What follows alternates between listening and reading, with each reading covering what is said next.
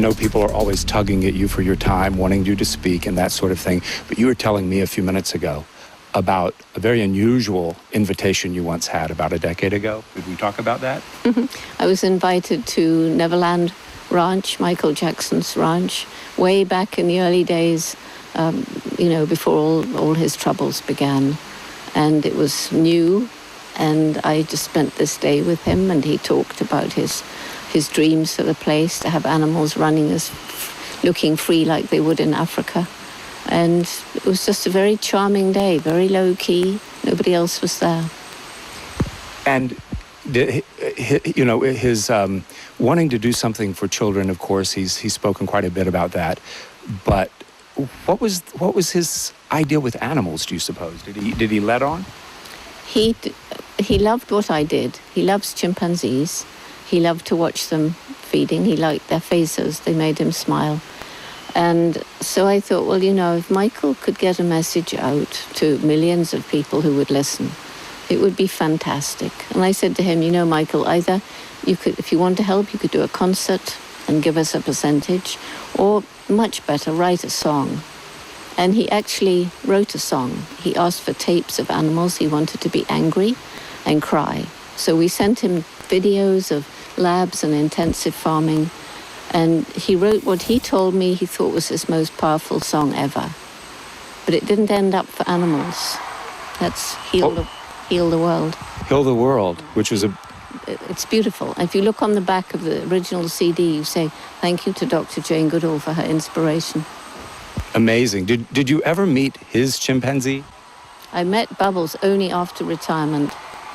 Bubbles wasn't on the ranch when I went. And Bubbles is in Florida now, I understand. He's in Florida, and he's extremely handsome. He's a beautiful, beautiful chimp. So he was rescued in time from this life of being inappropriately dressed up and carted around like a little symbol. And I'm afraid after that, there were 2 chimpanzees when I visited the ranch later. Michael wasn't there. They were both dressed up. They were both living alone. He had 2 chimpanzees at Neverland. He wasn't there, and they were wearing clothes. That's right. It was to attract people there, I suppose. I don't know. I never really discovered what was happening. For amusement, at least. Ah, right. And you think back on that day, and it must have some thoughts about that day. Kind of sad, isn't it? It was very sad. I found him, that he was a sad person, I felt. That in some ways he was like a child, and a very sweet and gentle child. And he wanted me to tell him many, many stories. Oh, really? What kind of stories did he want to hear? Stories about the chimpanzees, the forests, animals, anything.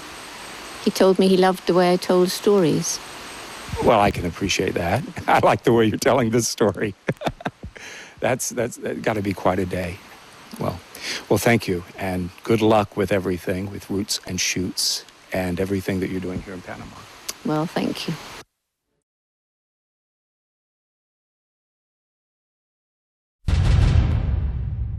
Because chimpanzees belong in the forest, and pet chimpanzees are one of the worst things you can possibly do. By the time they get to 7 or 8, they're dangerous and stronger than you. Oh, okay. I know when I was growing up, Michael Jackson had one, and I always wanted to have one. And I ticked him off. I went to see him, and we talked about Bubbles. Oh. Oh, yes. What was the best thing about Bubbles? Bubbles is still alive, and he's very beautiful.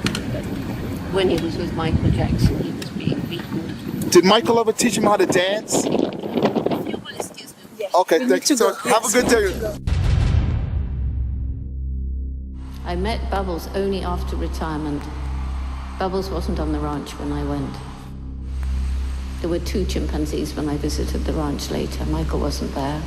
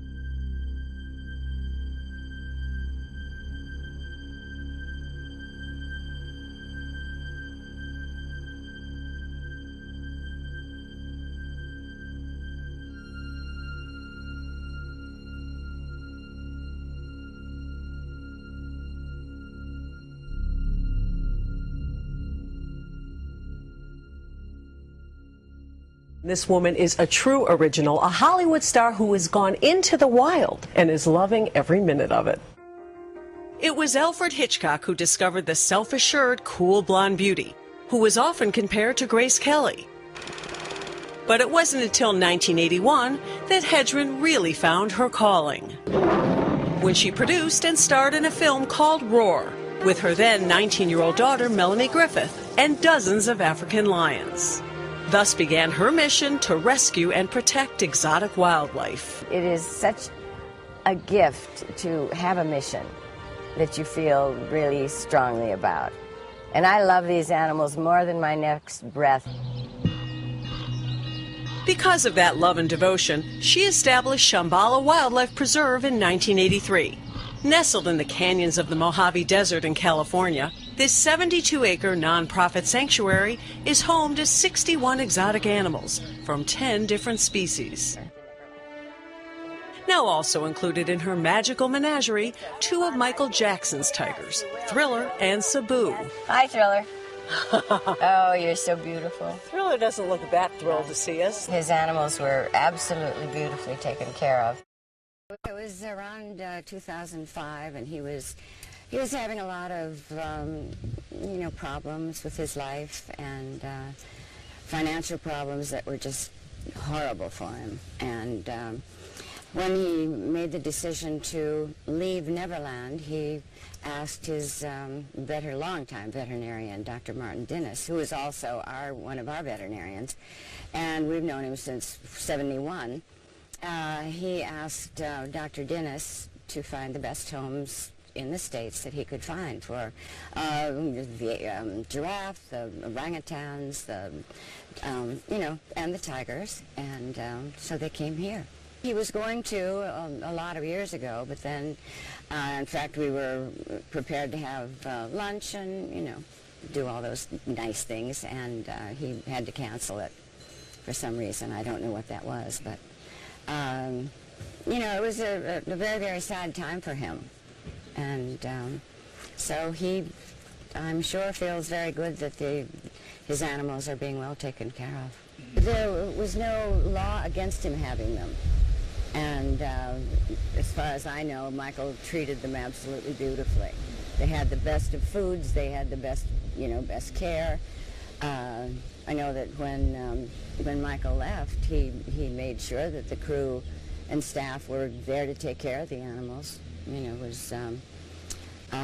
was unfortunate because there was an animal organization who tried to say that the animals were not treated well and all that, and that is absolutely wrong.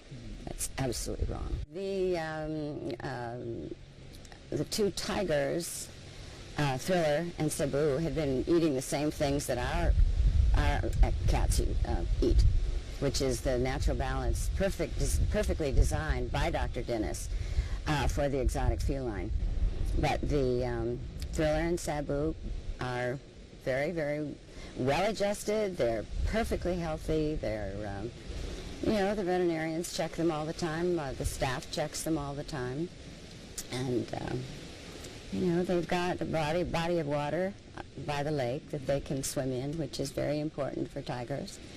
And they seem to be doing, really well. I was here. I was at the preserve. I was in my home. I suppose it'll be something kind of like, where were you when Kennedy was shot? Michael was an extremely powerful man on our planet, and it's a great loss.